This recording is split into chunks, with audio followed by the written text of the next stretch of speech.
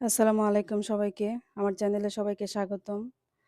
আশা করি সবাই ভালো আছেন। আর আমি আজকে বানাবো মাসকলাইয়ের ডাল দিয়ে মুচমুচে আমৃতি।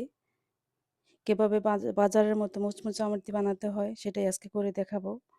তো দেখেন খুবই মুচমুচে হয়েছে। দেখতেই কিন্তু বোঝা যাচ্ছে যে খুব মুচমুচে হয়েছে আর ধরলেই ভেঙে যাচ্ছে। আর খেতেও খুবই স্বাদ হয়েছে। এভাবে বানালে খেতে খুব স্বাদ হবে। আশা করি সবার ভালো লাগবে। ভিডিওটা শেষ পর্যন্ত দেখুন। তো আমি শুরু করব এখন আমৃতি বানাতে।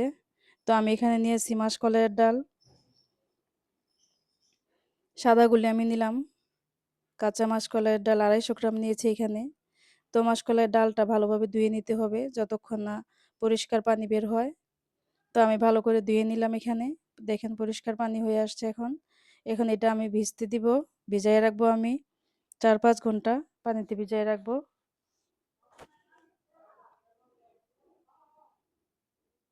তো ভিজিয়ে রাখার পর 4-5 ঘন্টা ভিজিয়ে রাখার পর আমি ফিরে আসলাম।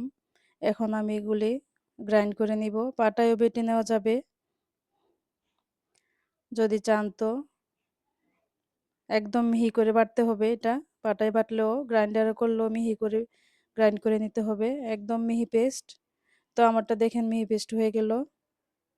তো আমি পেস্ট খুব ভালো করে আমি গ্রাইন্ড করে নিলাম এখানে। তো আমি একটা পাতিল নিয়ে নিব। পাতিল এটা রাখবো।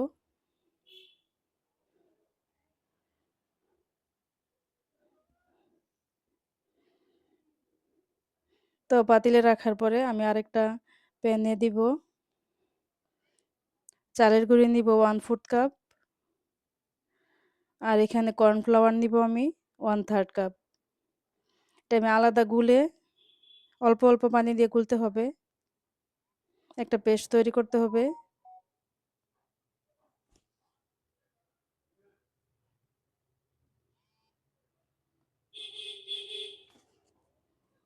তো আমি অল্প অল্প পানি দিয়ে পেস্ট করব এটা।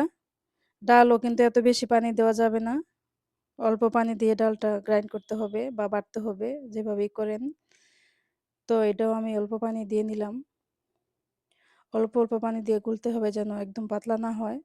একবারে পানি দেওয়া যাবে না। তো আমি এই মিশ্রণটা আমি এখানে ডালে ঢেলে নিব। তো আমি এখন এটা দুইটা মিশিয়ে নিব ভালো করে ডালের সাথে।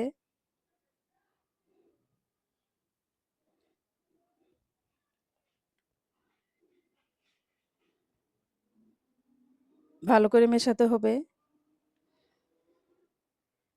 তো আমি ভালো করে মিশিয়ে নিয়ে আমি রেখে দিব 12 থেকে 14 ঘন্টার মতো এটা রেখে দিতে হবে ঢেকে। তো ঢেকে রাখার পরে এই যে এরকম অবস্থায় ফুলে উঠেছে দেখেন। তো এটা এখন ভালো করে ফেটতে হবে।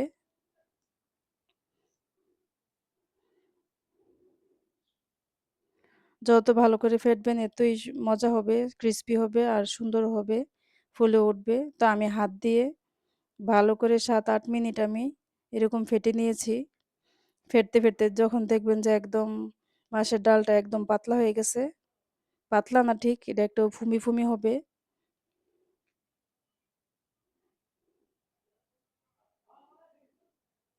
এখানে এয়ার ক্রিয়েট হবে। তো আমি অনেকক্ষণ এটা হাত দিয়ে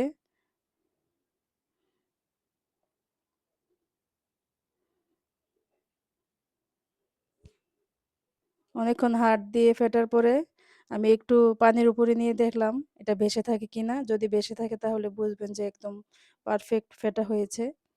তো আমি এটা সাইড করে রেখে এখন আমি শিরা তৈরি করে নিব। তো আমি শিরার জন্য নিব এখানে 2 কাপ চিনি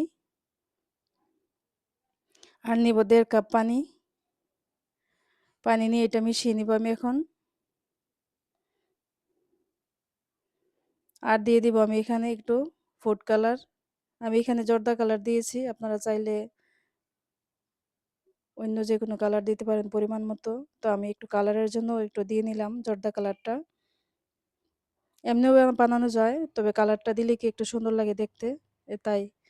তো আমি কালারটা দিয়ে এখন আমি শিরাটা তৈরি করে নিব।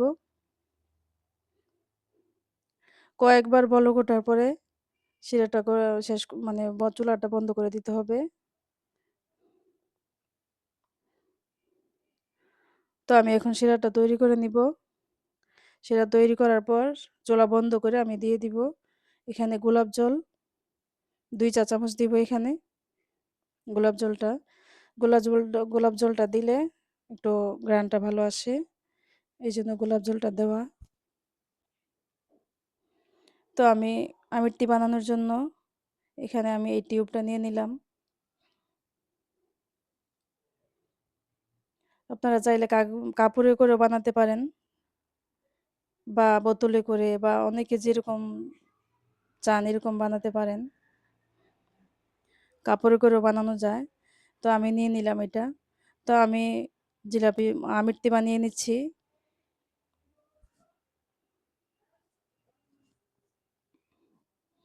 হাত দিয়ে ঘুরিয়ে, ঘুরিয়ে আমিত্তি তো এরকমই আরকি যেরকম বানায়। তো আমিও এত বেশি ভালো আসলে জানি না সত্যি কথা বলতে। বাজারে যেরকম বানায় আমি এরকম আসলে জানি না। তবে যতটুকু পারছি আলহামদুলিল্লাহ হয়েছে।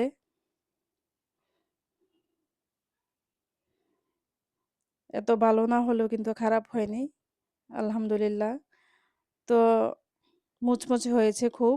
এভাবে যদি বানান তাহলে কিন্তু মুচমুচে হবে। খেতেও কিন্তু খুব মজা হবে, স্বাদ হবে।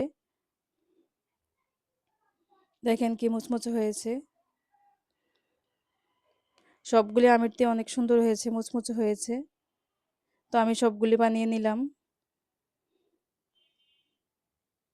তো আপনাদের কাছে কেমন লাগলো জানাবেন কমেন্টে।